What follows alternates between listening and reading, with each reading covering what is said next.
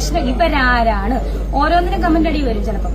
ഇപ്പോൾ അബോർഷൻ ചെയ്തല്ലേ, എന്താണ് നിനക്കെന്താണ്? നീയല്ലല്ലോ, നീ ഉത്തരവാദിത്തം ഏറ്റെടുക്കണ്ട.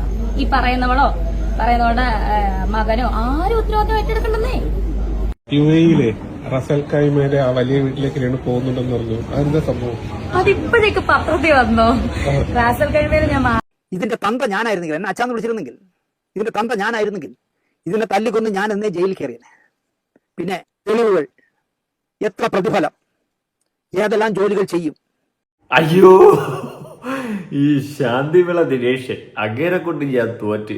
രേണുവിന്റെ തന്ത അങ്ങേരായിരുന്നെങ്കിൽ അങ്ങേര് ഇതിനു മുന്നേ രേണുവിനെ തല്ലിക്കൊന്നിട്ട് ജയിലിൽ പോരുന്നതാണ് പറയുന്നത്. ശാന്തിവിള അപ്പുപ്പ, എടോ കിളവോ എന്നൊക്കെ പറഞ്ഞ് രേണു വിളിച്ചു പോയിട്ടുണ്ടായിരുന്നു. ഇങ്ങനെ ഒട്ട കോമഡി ഉണ്ടായിരുന്നു. എന്തായാലും മിക്കവാറും അങ്ങേര് ഇവളുടെ ചീട്ട് മൊത്തത്തിൽ വലിച്ചു കീറി ഒട്ടിക്കാനുള്ള എല്ലാ സാധ്യതകളും നോം കാണുന്നു. കാരണം കയ്യിൽ എന്തൊക്കെയോ വച്ചിട്ടാണ് അങ്ങേര് സംസാരിക്കുന്നത്.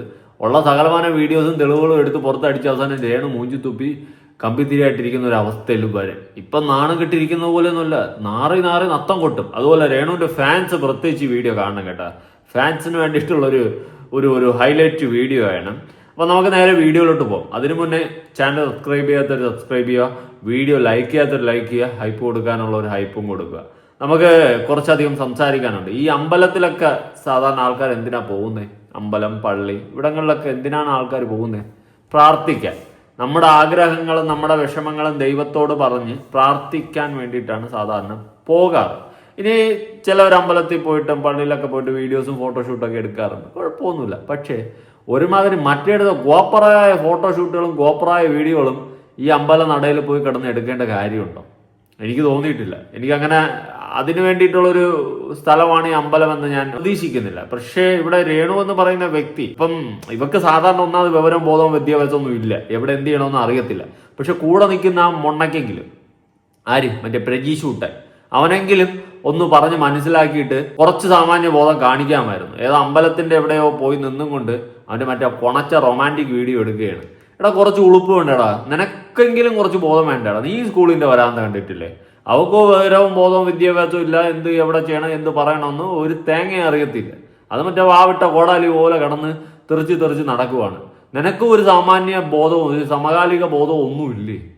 അവന്റെ മറ്റേ കൊണച്ച റൊമാൻറ്റിക്. കുറെ ദിവസം നിന്നെ കാണാനില്ലായിരുന്നല്ലോ, എവിടെയായിരുന്നു നീ? ഞാൻ വിചാരിച്ചു നിന്റെ ഭാര്യ നിന്നെ തല്ലിക്കൊന്നു കാണുമെന്ന്. ഇവളുടെ കൂടെ നടന്നോണ്ടേ പറയാൻ പറ്റത്തില്ല. പക്ഷെ വീണ്ടും നീ ഉടലെടുത്തിരിക്കുകയാണ്, വീണ്ടും കെട്ടി എഴുന്നള്ളിയിരിക്കുകയാണ്. ഇവളുടെ കൂടെ വന്നിട്ട് ബിഗ് ബോസിൽ വൈൽഡ് കാർഡ് എൻട്രി നടത്താൻ വേണ്ടിയിട്ട് നീ ആഗ്രഹിച്ചതുപോലെയാണ് അന്ന് ഞാൻ അറിഞ്ഞ കാര്യങ്ങൾ. എന്തോ അതെന്തെങ്കിലും ആവട്ടെ, അടുത്ത സീസണിലെങ്കിലും കയറാൻ വേണ്ടിയിട്ട് നീ കിടന്ന് നല്ല പെടാപ്പാട് പെടുന്നുണ്ടെന്നൊക്കെ പറയുന്നുണ്ട്. അതും എന്തെങ്കിലുമൊക്കെ ആവട്ടെ, നിനക്ക് ഭാഗ്യം ഉണ്ടെങ്കിൽ കിട്ടട്ടെ. പക്ഷെ നിനക്ക് ആ ഭാഗ്യം ഉണ്ടെന്ന് എനിക്ക് തോന്നുന്നില്ല. ഉണ്ടെങ്കിൽ നീ അങ്ങ് കിട്ടി, നീ വലിയ ബിഗ് ബോസ് താരമൊക്കെ ആവുമ്പോൾ അവിടെ പോയി കയറുമ്പോൾ നമ്മളിവിടെ പുറത്തുണ്ടാവും. ശരിയാക്കി തരാം, അത് വിട്. അപ്പോൾ നമ്മുടെ വിഷയം നേരെ വീണ്ടും ബാക്ക് ടു ട്രാക്കിലോട്ട് വരാം. അതായത് കാലങ്ങൾക്ക് ശേഷം, ഒരു മാസങ്ങൾക്ക് ശേഷം പ്രജീഷൂട്ടൻ തിരിച്ചു വന്നിരിക്കുകയാണ് രേണുസുതിയോടൊപ്പം. ഒരു സമയത്ത് മിന്നും താരങ്ങളായിരുന്നു. ഇവർക്കൊക്കെ ഒരു വിചാരമുണ്ട് കേട്ടോ, ഇവരെന്തോ വലിയ സംഭവമാണ്, ഇവരൊക്കെ എടുക്കുന്ന ബാഹുബലി 3യുടെ ഷൂട്ടിംഗ് ആണ് എന്നൊക്കെ ഉള്ളൊരു രീതി, ഒരു മൈൻഡ് സെറ്റ് ഇവർക്കുണ്ട്. കുറെ ഊച്ചാളി ആൽബങ്ങളും കുറെ ഊച്ചാളി ഷോർട്ട് ഫിലിമുകളും കോപ്രായങ്ങളും ഒക്കെ എന്തൊക്കെയോ കാട്ടിക്കൂട്ടുന്നതിനെ വെച്ചും കൊണ്ട് ഇവരുടെയൊക്കെ വിചാരം എന്ന് വെച്ച് കഴിഞ്ഞാൽ, തള്ളേ നമ്മൾ ബാഹുബലി 3യുടെ ഫസ്റ്റ് പാർട്ടിന്റെ സെക്കൻഡ് പാർട്ടിന്റെയും കഴിഞ്ഞ് 3യുടെ തുടക്കം ഫസ്റ്റ് ഇൻട്രോ നമ്മൾ ഷൂട്ട് ചെയ്തുകൊണ്ടിരിക്കുകയെന്നാണ് ഇവരുടെയൊക്കെ വിചാരം. എന്തൊക്കെ കോപ്രായങ്ങളാണോ എന്തോ കാട്ടിക്കൂട്ടുന്നത്. ഇത്രയും വിവരദോഷികൾ എവിടെ നിന്ന് കാൽക്കുലേറ്റ് ചെയ്ത് കിട്ടുന്നുണ്ടെന്നാണ് ഞാൻ ആലോചിക്കുന്നത്. അപ്പൊ നമുക്ക് ഒരു അരുവ എന്ന് തുടങ്ങാം. പുതിയ ആൽബത്തിൽ നിന്ന് തന്നെ തുടങ്ങാം. സോറി, ആൽബമല്ല, അമ്പല നടയിലുള്ള പേക്കൂത്തുകൾ തന്നെ നമുക്ക് ആദ്യം ചൂണ്ടിക്കാണിച്ചുകൊണ്ട് തുടങ്ങാം.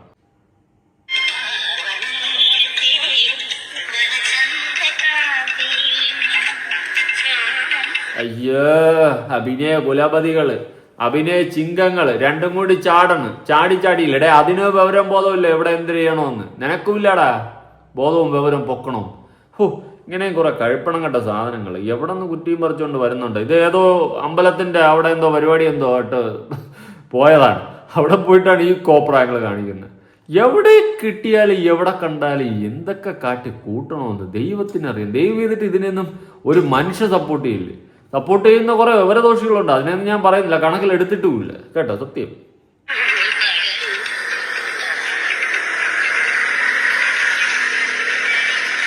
അയ്യോ, അഭിനയം കണ്ടാ തോന്നും തള്ള ഞാൻ തന്നെ മറ്റേ നയൻതാരയും ധനുഷും എന്ന് മട്ടിലാണ് നിന്ന് അഭിനയിക്കുന്നത്. എന്തോന്നല്ലേ ഇതെന്തോന്ന്? ആളുകൾ പറ, എനിക്ക് കണ്ടിട്ട് ചിരിക്കണോ കരയണോ ഉറങ്ങണോ ഒന്നുമില്ല അറിഞ്ഞൂടെ. അമ്മാതിരി തീട്ട അഭിനയങ്ങൾ. ഇതിനൊക്കെ ഷോർട്ട് ഫിലിം, ആൽബം, എന്തോന്നല്ലേ ഇത്? ഇവരുടെ ആ ഒരു മൈൻഡ് സെറ്റ് എന്താണെന്ന് എനിക്ക് ഇതുവരെ മനസ്സിലാവുന്നില്ല. എന്തോ വലിയ സംഭവമാണ് എന്ന് സ്വയമേ ഒരു ചിന്താഗതിയും വെച്ച് നടക്കുകയാണ്. ഒന്നും മാറ്റി പിടിയടേ. അപ്പൊ അമ്പലത്തിന്റെ നടയിൽ പോയിട്ടാണ് ഈ പേക്കൂത്തുകൾ കാണിക്കുന്നത്. ഇത് ജനങ്ങൾക്ക് സപ്പോർട്ട് ചെയ്യാൻ പറ്റുമോ? എനിക്കൊരിക്കലും സപ്പോർട്ട് ചെയ്യാൻ പറ്റത്തില്ല. ഇപ്പൊ സാധാരണ ഫോട്ടോ എടുക്കാറുണ്ട്, ചിലപ്പോൾ വീഡിയോസ് ഒക്കെ എടുക്കാറുണ്ട്. ഒരുമാതിരി മറ്റേ റൊമാൻറ്റിക് കുണയ്ക്കാൻ പോകുന്ന അമ്പലനടയിലല്ല കേട്ടാ. പിന്നെ വേറൊരു കേസും പറയാനുണ്ട്. പാട്ട് ഒന്ന് നിർത്തിയാൽ കൊള്ളായിരുന്നു. പക്ഷേ ഒന്ന് നിർത്ത്, മതി. കുറേ ആയി കാണാൻ തുടങ്ങിയിട്ട്, കുറേ ആയി. കേൾക്കാനും കാണാനും വയ്യാത്തോണ്ട് പറയുക. കേട്ടാ രേണു കേട്ടാ. തങ്കച്ചേട്ട സുഖമാണോ? തങ്കച്ചേട്ടൻ്റെ അടുത്ത് അന്വേഷണം പറയണം. ഒരുപാട് നാളായി തങ്കച്ചേട്ടനെ ഒന്ന് കണ്ടിട്ട്. ഇനി രേണുവിന്റെ മറ്റൊരു റീല് കൊടുക്കാം കേട്ടോ, നിങ്ങളൊന്ന് കാണും. യുഎഇയിലെ റസൽ കൈമേലെ ആ വലിയ വീട്ടിലേക്ക് രേണു പോകുന്നുണ്ടെന്ന് പറഞ്ഞു. അതെന്താ സംഭവം? അയച്ചോടാ, ദുബായിലെ രാഷ്ട്രീയ കൈമയിലേക്ക് പോകുന്നത് ഇപ്പോഴാ പത്രത്തിൽ വന്ന. അയ്യോ, ഇത് മറ്റേ ജനാർദ്ദന ഇന്ദ്രൻസിന്റെ അടുത്ത് മറ്റേ ഇതിലിരുന്ന് പറയുന്ന പോലെയാണ്. എന്റെ പൊന്നടാ വിശത്തേ. സത്യം പറഞ്ഞാൽ വരെ ഞാൻ വെറും ഒരു കോമഡി പീസായിട്ട് മാത്രമാണ് ഈ രേണുവിനെ കണ്ടിട്ടുള്ളത്. എനിക്ക് സത്യം പറഞ്ഞാൽ ഇപ്പം ചിരിയാണ്. ഇവളുടെ വീഡിയോസ് കാണുമ്പോഴും ഇവളുടെ അഭിപ്രായങ്ങൾ കാണുമ്പോഴും എനിക്ക് ചിരിയാണ് വരുന്നത്. ഞാനിപ്പോൾ സീരിയസ് ആയിട്ട് എടുക്കാറില്ല. ഒരു സമയത്ത് അവൾ സീരിയസ് ആയിട്ട് എടുത്ത് വെച്ച് ഇവളുടെ ഉടായ്പകളും സകലമാന കള്ളത്തനങ്ങളും എല്ലാ പേക്കൂത്തുകളെയും വലിച്ചീരി ഒട്ടിച്ച്. പക്ഷെ ഇപ്പൊ ഞാൻ വെറും ഒരു AJP അലൻ ജോസ് പെരേര ഗ്യാങ്ങിൽ പെട്ടിട്ടുള്ള വെറും ഒരു കോമാളിയായി മാത്രമാണ് ഞാൻ ഇവളെയൊക്കെ കാണുന്നത്. സത്യം. അല്ലാണ്ട് ഇതിന്റെ അപ്പുറം വേറൊരു ഒരു നിലവാരമുള്ള രീതിയിലുള്ള ഒരു വ്യക്തിയെ കാണുന്നത് പോലെ ഞാൻ ഇന്നേ വരെ കണ്ടിട്ടില്ല, ഇനിയിട്ട് കാണാനും പോകുന്നില്ല. വെറും ഒരു കോമഡി പീസ്, അതിന്റെ അപ്പുറം ഒന്നുമില്ല രേണു.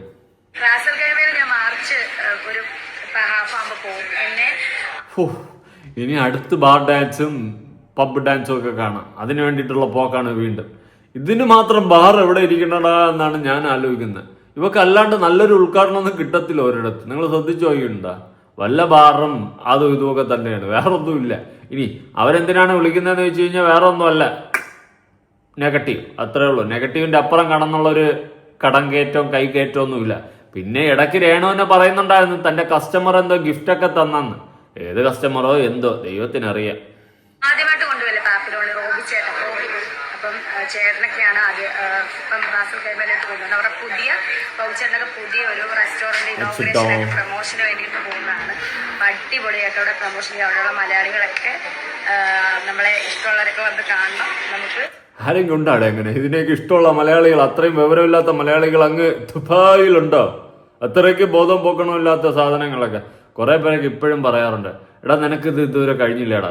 നിങ്ങളൊന്ന് ആലോചിച്ച് നോക്ക്. ഈ കോമഡി പീസിനെ എടുത്ത് വെച്ച് രണ്ട് പറയുമ്പോൾ നല്ല രസമല്ലേ കണ്ടിട്ടിരി. വെറുതെ ചുമ്മാ സമയമൊന്നും പോകുന്നില്ല. എനിക്കും വലിയ സമയമൊന്നും പോകുന്നില്ല. അതുകൊണ്ടാണ് ഇടയ്ക്കിടയ്ക്ക് ഓരോന്ന് കൊട്ടിയങ്ങ് വിട്ടു കൊടുക്കുന്നത്.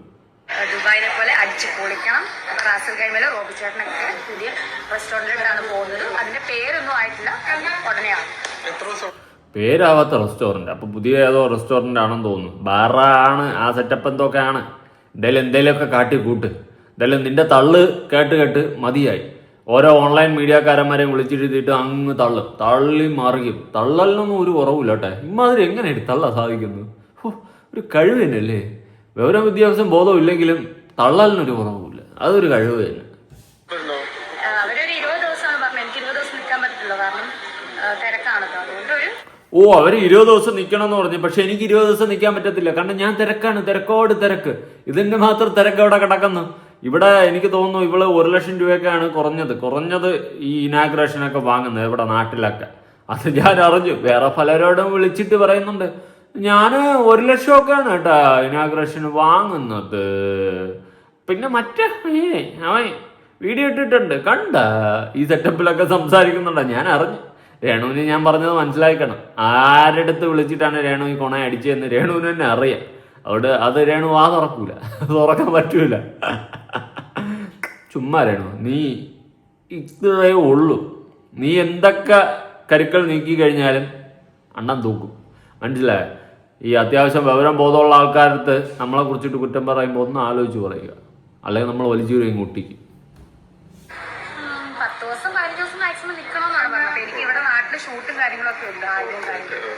നാട്ടിൽ വന്നിട്ട് വേണം ബാഹുബലി 3യുടെ ഷൂട്ടിംഗ് തുടങ്ങാൻ. രേണുവാണ് ഇത് തമന്നയുടെ ചെറുപ്രായം അഭിനയിക്കുന്നത്. അതുകൊണ്ടാണ് ഇനി നാട്ടിൽ വന്നിട്ട് വേണം അത് ഷൂട്ട് ചെയ്യാൻ. അതുകൊണ്ട് അത്രയും തിരക്കിലാണ് രേണു നിൽക്കുന്നത്. അതുകൊണ്ട് 20 ദിവസം അവർ പറഞ്ഞെങ്കിൽ എനിക്ക് പറ്റത്തില്ല. ഞാൻ ഒരു 10-15 ദിവസം നിൽക്കാം. ഈ 10-15 കൂടി നിൽക്കുന്ന രേണുവിന് ഒരു 5 കൂടി നിന്ന പ്രശ്നം തീരൂലേ? ഇത് ചുമ്മാ തള്ളുക. ഞാൻ എന്തോ വലിയ സംഭവമാണെന്ന് കാണിക്കാൻ വേണ്ടിയിട്ട് ചുമ്മാ തള്ളുക. അങ്ങോട്ട് വിളിച്ചു വേണം എന്നെ പ്ലീസ് ഒരു 10-20 ദിവസം എങ്ങനെയെങ്കിലും അവിടെ ഒന്ന് നിർത്തണം എന്ന് അങ്ങോട്ട് വിളിച്ചു പറഞ്ഞാണ്. അതാണ് ഈ ടീം. എന്നിട്ട് അങ്ങ് തള്ളുക. ഞാൻ ഡേറ്റ് നോക്കിയപ്പോൾ ഡേറ്റ് ഇല്ല. എനിക്ക് നാട്ടിൽ വന്നിട്ട് ഇവിടെ ഷൂട്ടുണ്ട്. ഷൂട്ടെന്ന് വെച്ച് കഴിഞ്ഞാൽ മറ്റേ കുറെ കിഴങ്ങന്മാരുണ്ടല്ലോ, ഈ കുറെ വധൂരി കിഴങ്ങന്മാരുമായിട്ടുള്ള കുറെ കുണച്ച ആൽബങ്ങളും കുറെ കുണച്ച ഷോർട്ട് ഫിലിമുകളുമാണ്. ഇതാണ് നാട്ടിൽ വന്നിട്ടുള്ള ഷൂട്ട്. പറയുന്ന പറച്ചിലേട്ടാ തോന്നുന്നു ബാഹുബലി 3യിൽ തമന്നയുടെ ചെറുപ്രായം അഭിനയിക്കാൻ വേണ്ടിയിട്ട് വിളിക്കുന്നത് പോലെയാണ് ഇവളുടെയൊക്കെ സംസാരം. ഈ തള്ളലൊന്ന് നിർത്തടേ, മയത്തി തള്ളടേ. ഷൂട്ട് നാട്ടിൽ വന്നതിന് ഷൂട്ട്, ഭയങ്കര ഷൂട്ട് ഇവിടെ. രേണു ഇല്ലാതെ പിന്നെ ബാഹുബലി 3 ഇല്ല. ആ സെറ്റപ്പിലാണ്. പ്രഭാസാണ് ഇവൻ ആര്, പ്രജീഷ്, പ്രഭാസിന്റെ ചെറുപ്രായം പ്രജീഷ്.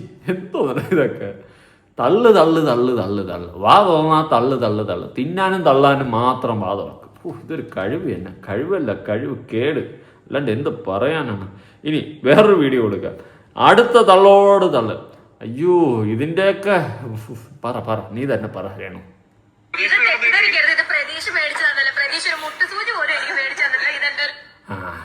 എടാ തൊട്ടടുത്ത് സീറ്റ് ഇരുന്നിട്ട് നിന്നെ പറയണം നീ ഒരു മുണ്ണയാണ്, ഷൊണ്ണയാണ്, എനിക്കൊരു മുട്ടുസൂചി പോലും നീ മേടിച്ചു തന്നില്ല എന്നുള്ള രീതിയിലാണ് അവൾ പറഞ്ഞു വെക്കുന്നത്. എന്നിട്ടും കഴിവില്ലാത്തവനെ കയറി സൈഡിൽ ഇരുന്ന് ഇളിച്ചുകൊണ്ടിരിക്കുന്നുണ്ടല്ലോടാ, നാണവും മാനവും ഇല്ലാത്തവനെ. എന്ത് കഷ്ടോടാ പ്രജീഷേ. എനിക്ക് സ്പെഷ്യൽ ഫ്രണ്ട് എനിക്കിന്നുകൊണ്ട് തന്നെയാണ്. പിന്നെ കണച്ച് എടാ ഇത് ചുമ്മാ അടുത്തങ്ങ് പറയാണ്. എൻ്റെ പെറ്റിയൽ ഫ്രണ്ട്, എൻ്റെ അമേരിക്കൻ ബോയ് ഫ്രണ്ട്, എൻ്റെ ഞാൻ ചിലപ്പോൾ മുസ്ലിമായി മാറും, അങ്ങനെയൊക്കെ സാധനങ്ങൾ ഇട്ട് കൊടുക്കില്ല. അതുപോലെ എൻ്റെ സ്പെഷ്യൽ ഫ്രണ്ട് കൊണ്ട് എനിക്ക് തന്ന് എന്ന് പറഞ്ഞുകൊണ്ടാണ് പറയുന്നത്. ഒരു തേങ്ങയുമില്ല, സ്വന്തമായിട്ട് വാങ്ങിച്ച് തിന്നുന്നതായിരിക്കും. അതിനാണ് എൻ്റെ സ്പെഷ്യൽ ഫ്രണ്ട്. തങ്കച്ചനായിരിക്കും സ്പെഷ്യൽ ഫ്രണ്ട്. അപ്പുറത്ത് ഒരു ഉളുപ്പില്ലാണ്ട് അവൾ കിളത്തി അണ്ണാക്കി അടിച്ചു കൊടുത്തിട്ട് ഇളിച്ചുകൊണ്ടിരിക്കാൻ കാണിക്കുന്ന മനസ്സ്. എടാ ഒരു മുട്ടുസൂചി പോലും വാങ്ങിച്ചു തന്നില്ല എന്ന് പറഞ്ഞ് നിന്നെ അപമാനിച്ചിട്ടും ഉളുപ്പും നാണോ മാനവും ഇല്ലാതെ കയറി സൈഡിൽ ഇരിക്കുന്നുണ്ടല്ലോടാ കാട്ടുകിഴങ്ങ.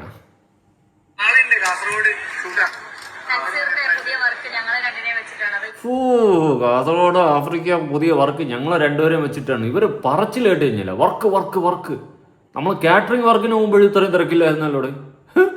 സത്യം ഇവളെയൊക്കെ പറച്ചിൽ കേട്ട് കഴിഞ്ഞ് തള്ളൻ നമ്മൾ എന്നെ അടുത്ത മലയാള സിനിമ ഇൻഡസ്ട്രി മൊത്തം ഇനി പിന്നെ 10 ഇന്ത്യയിലോട്ട് പിടിച്ച് മറ്റേ പാൻ ഇന്ത്യനായി മാറി ലോകമെമ്പാടും സ്പൈഡർമാൻ, അമേസിങ് സ്പൈഡർമാനിലൊക്കെ അടുത്ത് വിളിക്കും. കയറിപ്പോ അവഞ്ചേഴ്സിൽ വിളിക്കും മിക്കവാറും. അവഞ്ചേഴ്സിന്റെ പുതിയ പാർട്ടൊക്കെ ഷൂട്ടിങ് തുടങ്ങി എന്നൊക്കെ പറയുന്നുണ്ട്. അതിലോട്ട് മിക്കവാറും വിളിക്കും. പറച്ചിൽ കേട്ട് കഴിഞ്ഞാൽ ഷൂട്ട് കൊണച്ച കുറെ ആൽബം എടുക്കാനാണ് പോണ. എന്നിട്ട് കുറെ കൊണച്ച ഷോർട്ട് ഫിലിം ഇതെടുക്കാനാണ് പോകുന്നത്. എന്നിട്ട് ഷൂട്ട് പോലും.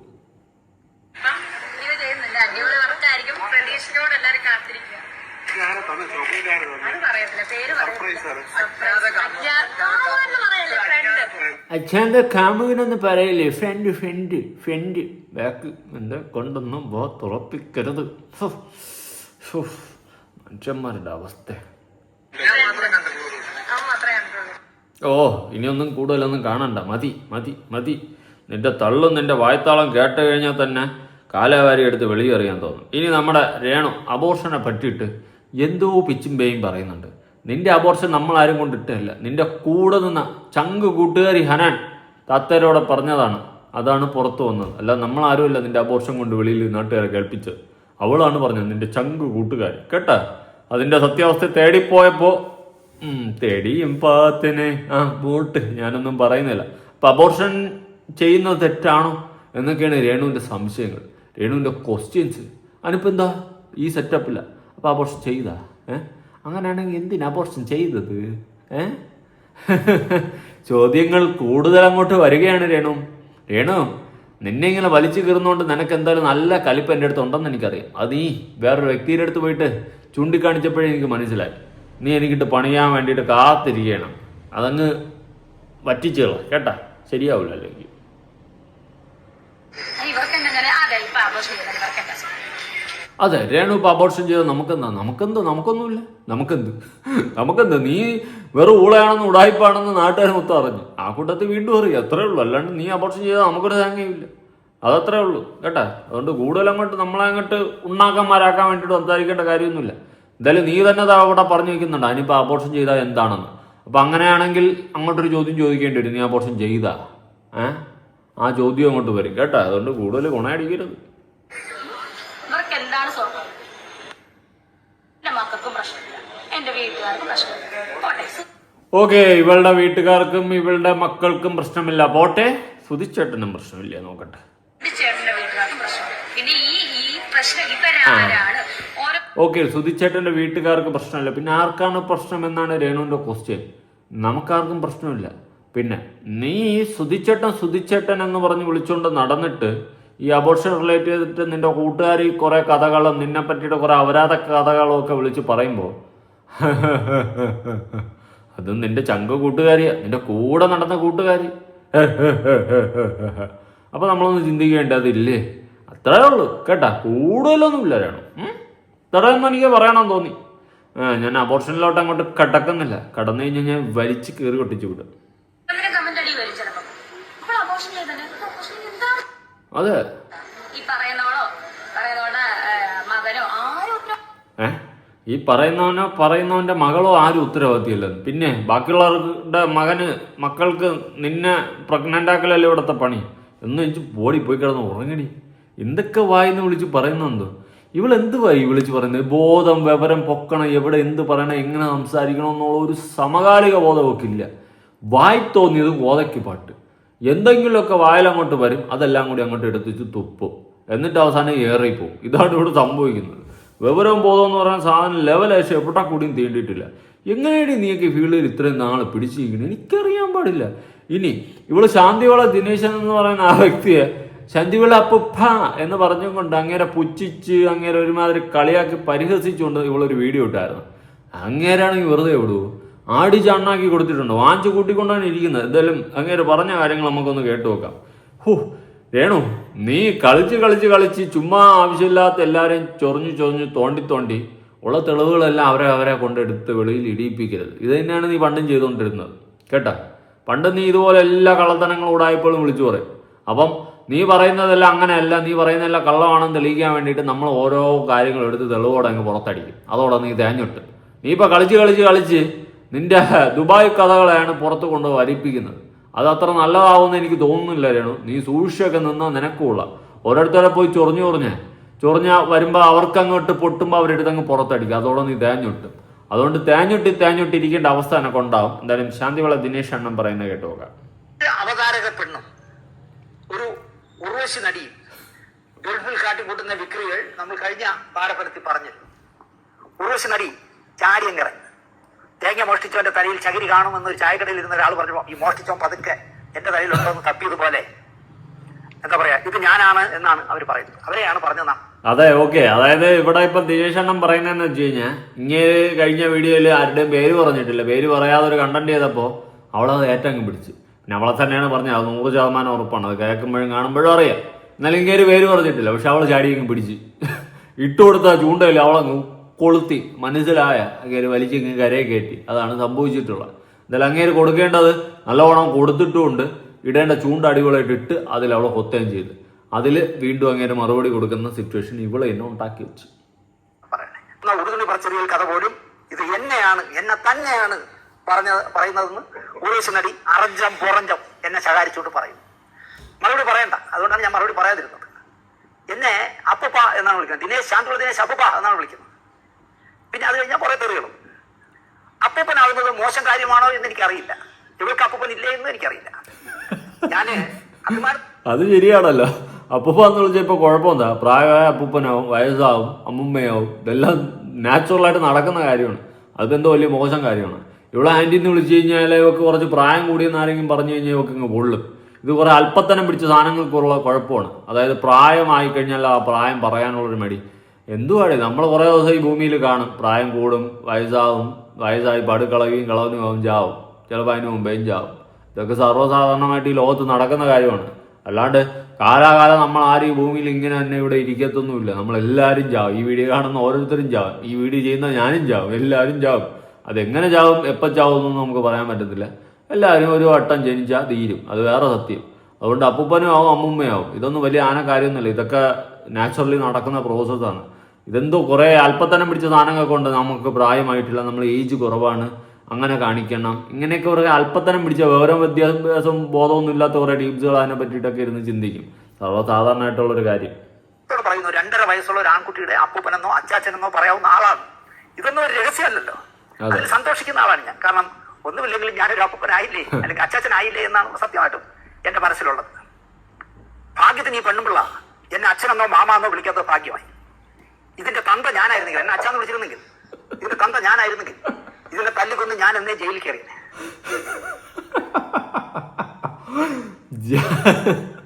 ഇതിന്റെ തന്ത ഞാനായിരുന്നെങ്കിൽ ഇതിനെ എന്നെ തല്ലിക്കൊണ്ട് ഞാൻ ജയിലിൽ കയറി.